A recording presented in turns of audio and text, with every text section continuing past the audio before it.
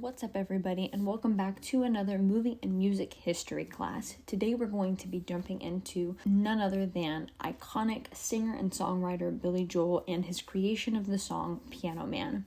Alright, let's jump into it. So Billy Joel was born William Martin Joel and was born in the Bronx, New York City on May 9th, 1949. Joel's father, his name was Howard, was actually a classical pianist and a businessman who was born in Germany to a Jewish family. And his father, his father's father was a merchant and manufacturer who actually has his own Wikipedia page, believe it or not. And his name was Carl Amson Joel. So he was already a pretty big guy. His father had created a highly successful mail-to-order textile business, and he was able to escape Nazi Germany's regime. Howard's family then decided to move to Switzerland. Joel's mother, which her name was Rosalind, which I thought was kind of funny because if you know Billy Joel, he does have a song called Rosalinda's Eyes, but that's besides the point. So Rosalind was born in Brooklyn, New York, to Jewish parents. Her parents' names were Philip and Rebecca, and they immigrated from England. After Rosalind and Howard kind of divorced in 1957, Howard returned to Europe and he just dipped pretty much. He never supposedly liked the United States, and so he just kind of was like, you know what, everyone there is uneducated, they're materialistic, I don't want to be a part of it. And so he moved actually to Vienna, Austria, and later remarried, which again, doing my research, I thought it was a really funny thing because he moved to Vienna, and again, there is an iconic song called Vienna by Billy Joel. But anyways, so like I said, his dad moved out of the country and he did have another son. So Billy Joel does have a half-brother. His name is Alexander Joel, who was born in Europe and actually did end up becoming a classical conductor there, who again ended up being a really big guy in music as well. So they were a very musical family all in all. At the age of 4 years old, Billy Joel did pick up some classes for piano. His mother was very insistent upon it, and through the years, it was said that Billy felt that he was a better organist than a pianist, but hey, it is what it is.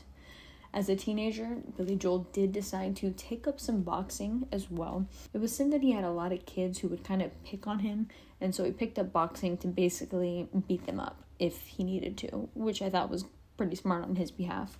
He boxed successfully as an amateur at the Golden Gloves circuit for a short amount of time, and he won about 22 bouts, and basically stopped shortly thereafter because on his 24th boxing match, they broke his nose. So he was like, hey, I'm going to call this a quit, basically. I'm going to stop this. He attended Hicksville High School until about 1967, but did not graduate with his class. He was playing at a piano bar to help support himself and his mother and sister, and he missed a crucial English exam after playing a late-night gig at a piano bar.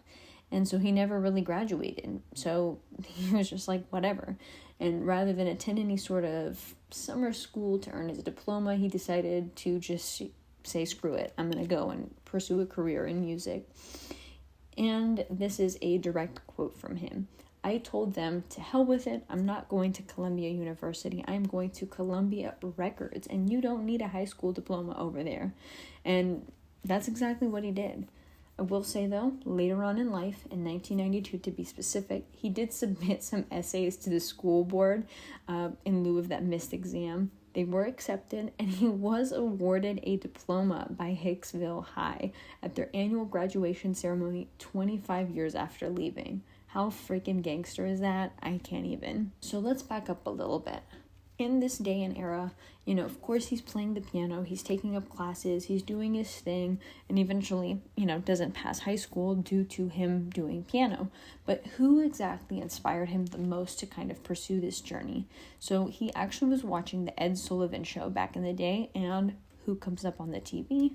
The Beatles. And after he saw the Beatles, he was like, yo, I'm going to pursue music. If they can do it, I can do that. This was a direct quote from Billy Joel.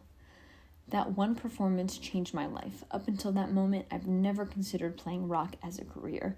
And when I saw 4 guys who didn't look like they'd come out of a Hollywood star mill, who played their own songs and instruments, and especially because you could see the look in John Lennon's face, and he looked like he was just saying F you, I said, I know these guys. I can relate to these guys. I am these guys. And this is what I'm going to do. I am going to play in a rock band. End quote. And that's really what he did. At the age of 16, he joined a band called the Echoes, and in late 1965, the Echoes changed their names to the Emeralds, and then the Lost Souls. Joel left the band in 1967 to join the Hassles, another band, a Long Island group that had signed to the United Artists Records, and over the next year and a half, they released 4 different singles on 2 different albums. They were all commercial failures, and Joel and the drummer called John Small left that group in 1969 to go form another group called Attila, releasing a debut album in 1970. The duo eventually disbanded, and following October, Joel began an affair with Small's wife called Elizabeth, and the pair later married. This guy is something else. Joel signed a contract with a record company shortly thereafter called Family Production, with which he recorded his first solo album, Cold Spring Harbor. One of the main producers that was a part of that group said that they spent about $450,000 developing Joel. Nevertheless, the album was mastered at too high of a speed, and as a result, the album was a technical and commercial disappointment. Popular songs such as She's Got Away and Everybody Loves You Now were originally released on the album, but largely went unnoticed until there were live performances that were added to his 1981 album, Songs in the Attic. So now we're going to move to 1972, and in 1972, the Philadelphia radio station began to play a concert recording, get this, a concert recording of Captain Jack, which became an underground hit in the East Coast. A guy by the name of Herb Gordon, a Columbia Records executive, heard Billy Joel's song and introduced him to the company. Joel signed a recording contract with Columbia in 1972 and moved to LA, and he lived there for the next 3 years.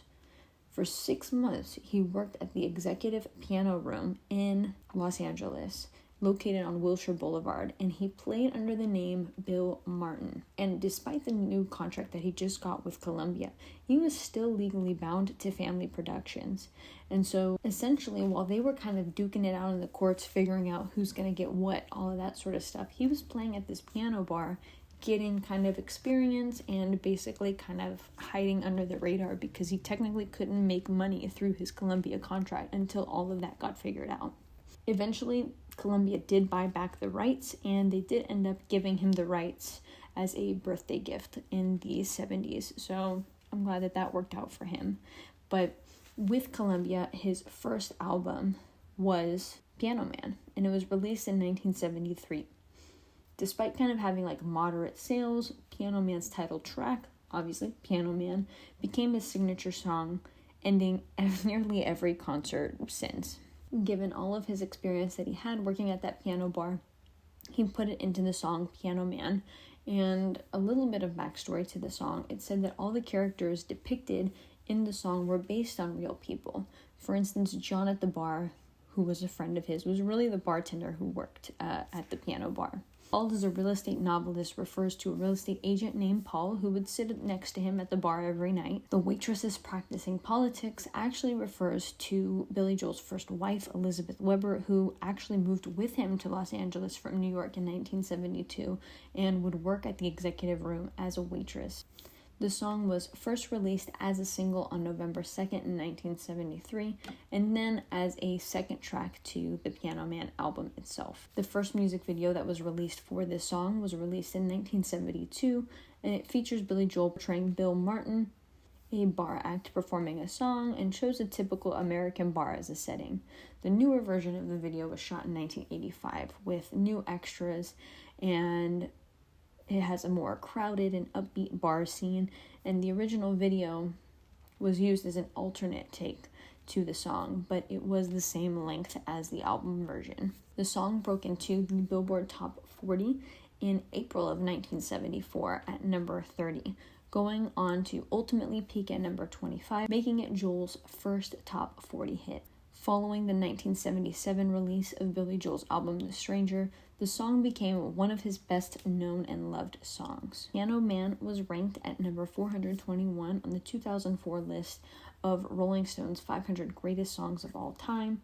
Ultimate Classic Rock placed it at number 63 on the 100 Classic Rock Songs list, and it was selected to be one of 25 recordings in 2015 to be preserved by the Library of Congress National Recording Registry for being culturally, historically, or aesthetically significant. I hope you guys enjoyed this history as much as I did. If you guys want to hear more history on both movies and music, make sure you hit that subscribe button and let us know in the comments down below what songs and what movies you would like to hear a little bit more about. Thank you guys so much for watching, and we'll see you guys in the next video.